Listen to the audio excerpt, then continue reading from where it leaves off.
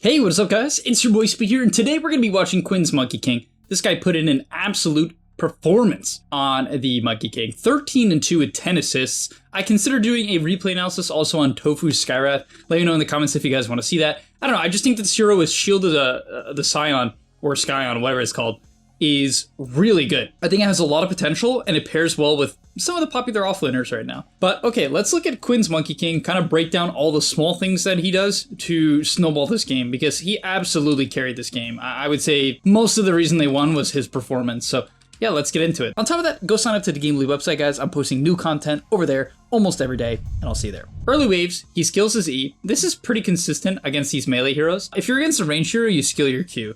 Almost 100%. Now, the main reason you actually try to build Jingu is comically not to actually hit them, it's to deny. And you'll notice that's exactly what he does. If you're playing Monkey King against a melee hero, you should be using the first Jingus almost strictly to deny. And if you're close to level 2, you can maybe save it so you can use it with Boundless to heal. But you don't really do... Oh, wow, that was pretty bad, actually. You really are playing for early denies on this hero, and people get this wrong. You're actually quite weak when it comes to trading. He's trying to use the threat of Jingu to maybe get an extra deny here or there. But for the most part, DK is completely even against Monkey King in the early levels. In fact, I mean, he's last hitting. He has 0. He stops this game with 0 CS in 1 minute and 30 seconds, which is pretty funny. But I will say the key is hitting level 3 early, and often hitting level 3 first is really nice. So kind of another thing that he does well is, like, for instance, right here, instead of fully committing on trying to really pressure the DK, he once again is just playing to win CS. Your main kill timing is when you have like 2 Wraith Bands and an Oof, or at least Aura Venom to stick on top of them. But yeah, you'll notice here, he knows that the DK has to go for the Flag Bearer. Like, everyone feels that they have to go for the Flag Bearer. And I think this was a mistake from Copy here, where he actually nuked for a regular melee when the Flag Bearer creep is coming up. I think if you're in this situation against something like Monkey King, you should really try to hold your nuke so you don't have to actually contest the Flag Bearer. Yeah, nukes are weaker against Flag Bearer, but with level 2 with Breathe Fire, which he should have, he could get it, right? He definitely could get it. Either way, ends up getting the deny on Quinn, built up his Jingu, does use the few attacks actually to hit the Dragonite, and it seems like at this point, now that he's level 3, is once again kind of bodying the Dragonite off of the CS. His main goal, get denies, win CS. But yeah, now that he's level 3, he's definitely more so considering hitting the DK, trying to build up the Jingu to actually deal damage, and he ships out the Gloves of Haste. So not immediately going for the double Wraith Band. I think it's because the matchup is so easy. Honestly, I will admit, guys, I'm not a huge fan of double Wraith Band on Monkey in general. I think it's a bit overrated. Some people do it. The reason why is you do not have an armor problem on this hero. When he's under tower, he has 13. When he's not, 10, which is like insane. I mean, crazy high armor for a melee hero. So I really don't understand building an item that's major appeal is really, in my opinion, the armor in a lot of ways. So he ends up buying Gloves of Haste, which I actually heavily prefer. It's more attack speed than Wraith Band by quite a bit. Yeah, it's more expensive, and so there's kind of an argument for Wraith Band there that it's an earlier timing than Gloves of Haste, but the general attack speed you're getting lets you build up the Jingu faster. And yeah, he's starting to pressure the DK really, really hard, mainly zoning him off the CS. Like, for instance here, just want you guys to see this. Gets the Jingu here. Back to the CS. Heavy priority on the Flag Bearer deny. Hits him a couple times, uses all the Jingu to actually, almost all of the Jingu to bully him. Uses the last one to pressure this melee creep low, which he probably shouldn't have done. Then, looking for Jingu again, hits him twice and immediately switches target. And he's trying to force the Dragonite to use an early Breathe Fire. Why? Why do you want to force him to use an early Breathe Fire? Because if he does that, yes, you lose damage, but he's going to potentially hit the entire wave with Breathe Fire. And when you nuke an entire wave and reduce the creep's damage, the wave will never push into you. So Copy's good enough, at least seemingly good enough right here. I don't know if he's consistent with it every time, but he's good enough here to not nuke immediately because he understands the repercussions. There's a double wave pushing in. He can kind of wait for the creeps to just come to him and not use a nuke. But Quinn also gets this and will just take the free denies. Copy does play up here, trying to get put some pressure on the CS. And it was a good play because he didn't feed away Jingu, so that was actually super high skill. And Quinn now has to pressure under the tower, actually using... Oh, why would he stun like that? That was weird. Maybe he was afraid of getting stunned?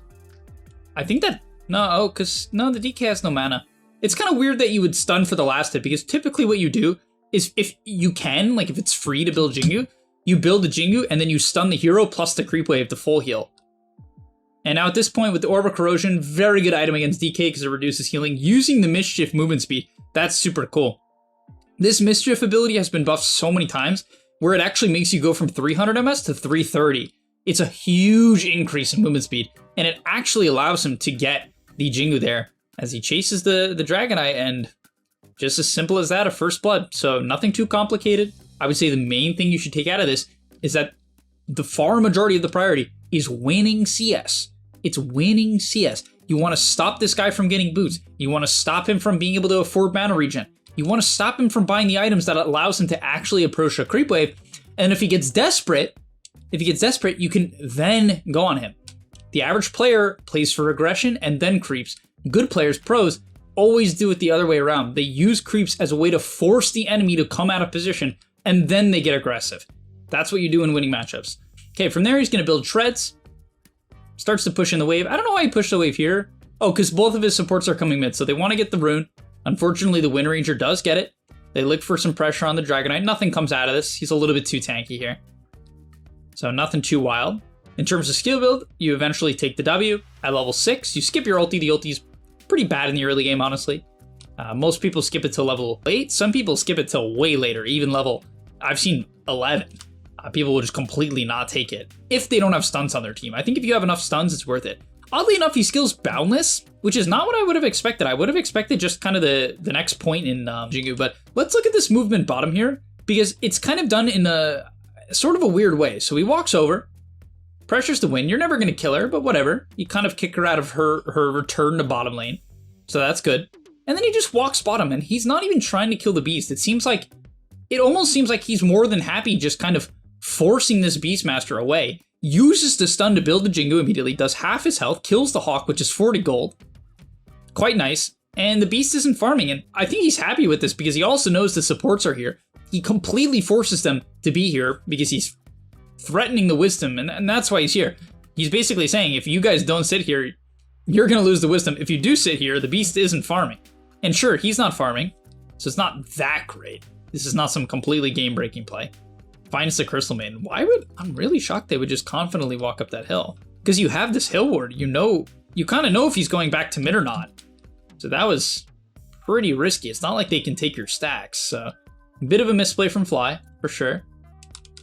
Squin heads back bottom, and they actually do a bit of a lane swap here. And this is something I want to quickly cover too, because it's something that, I mean, come on. Most people are not taking bottom lane if their Furion goes mid. But the Prophet goes mid, and he understands that, okay, here, I'm sure Dyrachyo might be communicating this, but he's low mana, so you don't want to just use your only TP and half your mana pool on getting back to bottom. That feels terrible.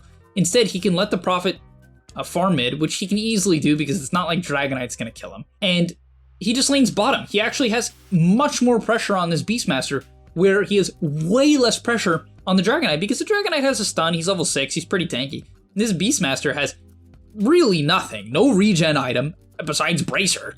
No regen, no mana boots, only level 4. I mean, the Prophet can't threaten him too well, but the Monkey King's presence down here is a complete threat. So eventually makes his way back mid. I honestly kind of thought there might be some value this game to him just continuing to lane bot. I don't think a lot of people love this idea where they just permanently stay down there. They'll do it for like a creep wave or two. I kind of like it. I do think that he could, I frankly think he could kind of occupy bot, but maybe his mentality is he wants to be mid so he can move around the map. And to be fair, maybe some of it's just this good ward. No, they didn't even place that ward yet, so it really was just kind of a hard run mid. It wasn't, I mean, he even got a D ward, which was kind of crazy. He just jumped up there. Yeah, they just find the DK. Nice use of the Stampede, chase with the Skyrath onto the win. And then from here, once again, yeah, I would expect him to run bottom because the Prophet doesn't want to sit bottom. And when this Beast isn't 6, he's just not a threat. This Boar, it's not terrible, but I mean, it actually dies to 2 Jingu hits. And he's maxing Boundless. So I would imagine the main reason he's doing this is, I mean, it scales well, for sure, but mainly the cooldown, I would have to imagine. You can use it because if you max it out, it goes down to 15. It used to go down to 21. One of Monkey King's buffs, semi-recently, was the Boundless cooldown. Look at this play. Just running at Beast. They must have forced TPs, because how do you feel comfortable doing this?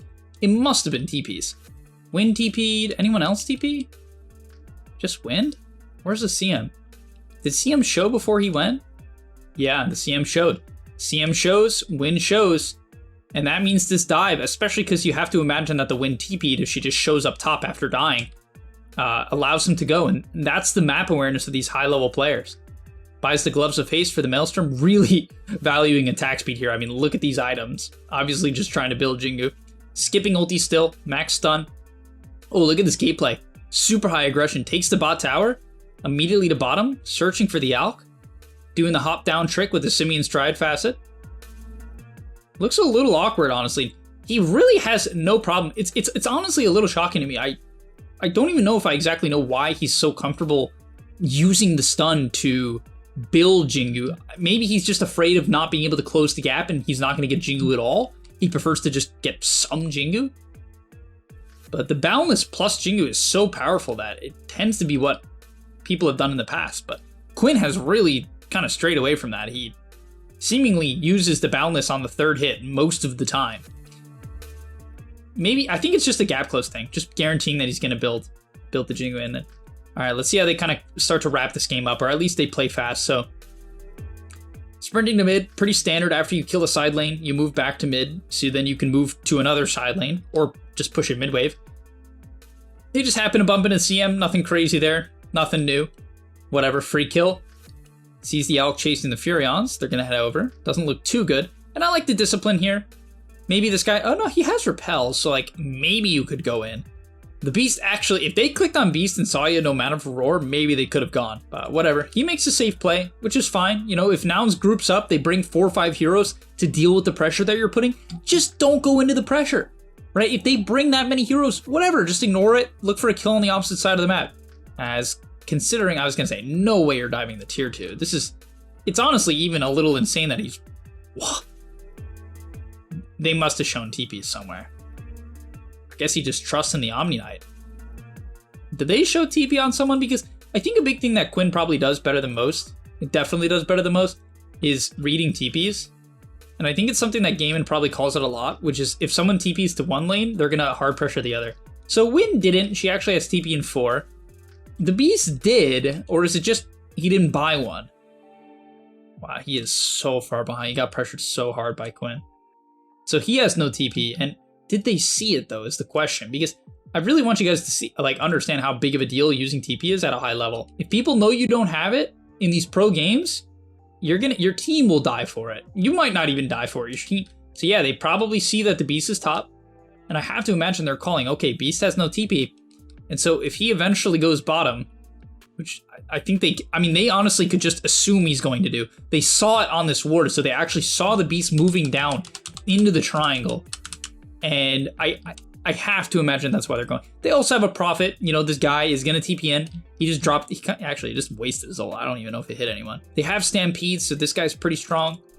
Sky is not even level 6, so the Sky is really not online yet, comically enough. Like, he's truly not ready. The Omni Knight, on the other hand, is somehow level 7. With no point in his ult, which, I don't know, that seems a bit weird to me. Right? Like, 3 points Purification, no point ulti? I mean, it's pretty good in the early game. Like, especially for a move under the tier 2? A little weird. Like, I feel like clicking ult here would be a very high impact. I mean, he took 4, 5, 6, almost 7 tower shots from Quinn to the tower? Kind of weird. I feel like it has to be a mistake, but yeah, they see the Beast TP, come over bottom, pressure onto the Alk, kill him, kites out. Yeah, looks like he's probably dead here. That play actually ended up going poorly. I think the main things that went wrong there is I think Dyrachyo basically completely wasted his ult, which is most of Prophet's impact in the early game. And the Omni Knight just didn't have ult, which I think would have made the Monkey King survive that entire go and probably be able to turn. So that was a little weird and almost through the game. But let's see what they do next. So they don't slow down. It seems like they don't get impacted by a lot of players, if they kind of fail a gank, they'll feel bad and they won't make another move. But they're undisturbed. He's actually going for the Helm Dom creep. So they're just going to take the 100 gold, farm up the neutrals, put in some map pressure, Centaur pushing out mid. Like the big body that he is. Oh, great Courier Snipe. Guys, Courier Snipes give way too much gold. Just for perspective, a 70 gold Courier Snipe is 350 gold. It's like a lot. You know, that's a kill on most subs. It's no XP, of course. And they're, you know, they can still farm, but Oh, what a snatch from the CM. Good play. Yeah, he's gonna die for it though, so it's not that good, you know. It's all right. It's probably worth. Considering Quinn TP'd, it's probably worth. Okay, moving through the jungle, cutting up the mid wave. They try to poke mid, but the repel's there. They're gonna switch their attention on the Omni, but they can't catch him either. Omni is such a fast hero, like just base movement speed. It's really hard to catch him sometimes just because of that. And he's not forcing anything. Notice how here, he's not too strong yet. He doesn't have his glide mirror completed. He's very close. I say he's not forcing anything, but what is this? Quinn's making me eat my words. I say he's not forcing anything. All of a sudden, with basically no vision, he's just jumping into the enemy side. Crazy. Does Prophet have glide mirror? No, it's dead on courier. So this move is just like... I mean, they're banking on them not having a ward here, and they must know it's no chem rage. There's no way you make this play. Okay, I went back 40 seconds for 50 seconds. Let's see. So the Alk used chem rage, and I have to imagine that's the only reason they're making this play. Because if this guy is chem rage, this is not working. You're not going to have enough damage, especially if he has a dispel. I guess maybe you're going to get silenced, but I think it's no chem rage. Because chem rage has about, it's a 30-second window after the end. It's really big, actually, where you can go on Alk. And it's probably another reason why Quinn is this high rank and he is winning these tournaments. Shit like this, reading no chem rage and just invading the enemy side of the map. I think he also, even if he doesn't kill Alk there, his intention is to kill him, I believe, because of the chem rage. But even if he doesn't kill him, you have an Omni Knight behind you. You're going to be able to get out, almost certainly, if you get gone on, if they TP. And you could bait a bunch of TPs, which I'm kind of trying to stress to you guys how important it is to bait TPs. Okay, he's hitting top tower, so just trying to really put pressure on this tier 2. I like this. Omni Knight behind you. You actually deal a lot of damage to towers, and this corrosion, it adds up. You know, it matters. Okay, the TP bottom. Once again, I don't know how he's so confident that he's not scouted. Maybe he isn't, because he's taking the long way back to mid, so he was a little afraid there, and that's good awareness. He didn't see anyone bottom. He sees them now, but he didn't see anyone bottom, so he took the long way. You don't want to get jumped. You're really not that tanky on Monkey unless you have the Omni with you. As another deep go, this is just... Did they place 2 wards accidentally? Oh, they did. That's pretty funny, actually. But, okay. Yeah, they just see the Beast. They see the Alk top, Beast moving to the right. How in the world Gaiman feels so confident with this little vision is beyond me. These guys are just Chad sometimes. I think they just... I think the big thing here is they know that this Dragonite is not ready. He's had a terrible start, so they're probably kind of just not afraid of him. And the Alk is also... Alk could fight at this point in the game. Radiant's Alk, you're strong. So he's not too weak. But I think the big part is just the DK is not ready. And it's why I made a draft analysis over on the Game League website, which you guys should always go sign up to. Of course. I made a draft analysis where I talked about how little I like the Dragonite pick. Because you have 2 greedy side lane cores. It's as simple as that. You have these 2 heroes that want to take up the map. They need people to enable them and fight early game. Dragonite is not that type of hero. Like, yeah, maybe they just forgot that the Monkey King could come out. And I don't know. It's just kind of rough. Let's look at this play here. They hit a huge gate. I mean, this pressure from Quinn has been absolutely elite. Considering he also has 104 CS, which is like pretty good for minute 17. Yeah, they just drop in. Stun on a 2. Didn't even glide mirror first. Usually you glide mirror first because the stun like has some cast time. He just stunned. I mean, he hit a nasty 2-man stun there, and then what is he gonna do? Farm the camps? No. Immediately connect back to mid. Looks like they want to take the tier 2. Hunting for the win, didn't find him. Oh, Beast is pushing up bottom. Just across the whole map. He's pretty tanky at this point. But another kill. Immediately back to mid. You can see the movement. He's on a ward here, so this is kind of now's his chance. I say that, but they have no Beast, so I don't know what chance I'm talking about. Maybe there's not actually much of a chance. On to the large camp. So kind of splitting the map here. I mean, probably hunting the Alk. I have to imagine that's why he's top. As pinging the Alk here. There is chem range this time, so this looks pretty fake. Whoa. Crazy dive for Gaiman. On to the Prophet, who does not have Aegis. He has to defensively pop BKB. They get 3-man stunned by the Alk. This looks pretty bad, and I would try to avoid the high ground dives, guys. Especially considering Alk had chem rage there. That was a very suspect go from Quinn and Dyrachyo. Probably mostly Dyrachyo in that case. Gets the People's Gift, which is 300. It's infinite mana pool basically on Agi heroes. And it's 300 HP, which is super nice. Just to make sure you don't get bursted before Omni gets gone on. So this fight breaks out. This is a pretty nice ulti from Quinn. I don't know if he just trusted... I guess he just trusts Centaur to stun here. Maybe they know that Alk doesn't have BKB. I mean, oh, he clicked on his items. I wonder if that was relevant to him finishing the cast of the ulti, because right here he clicks on him. They're probably calling that he has no BKB because pros will call BKB timings all the time, right? It very much alters how you cast your spells. You're not going to cast dispellable things or kiteable abilities like Wukong's if this guy has a BKB. You're not going to. You will probably pump fake, try to kite, maybe protect your Omni Knight, and then go from there. And then obviously from the rest of this fight, he's just auto attacking. It actually goes really poorly. He gets hit by a massive CM ulti, tries to use the shard to get out, which is his next item that he bought. And by the way, a couple other things in terms of items. Just went for Gleipnir, then he bought the shard. It makes it where you apply 60% of the slow and damage of your E to the end of your boundless, and if you alt cast it, you can travel to where you boundless to. It's pretty good. Into BKB, standard there. You might be like, why would he do that with an Omni? So Omni doesn't have to use it on him. Or so you can just have 2 BKBs. Because who doesn't love it? 2 BKBs. In terms of talents, he took the Primal Spring damage, which is what you take with the shard. You one-shot creep waves, which is really cool with the Q and the shard and this talent. So it's super nice and it's a lot of damage. At level 15, most people take the Tree Dance cast range. I think both are good, honestly. They're both really good. At level 20, you take Balance Strike crit, and at level 25, you take Wukong's Ring every single game. That one's super non-negotiable, honestly.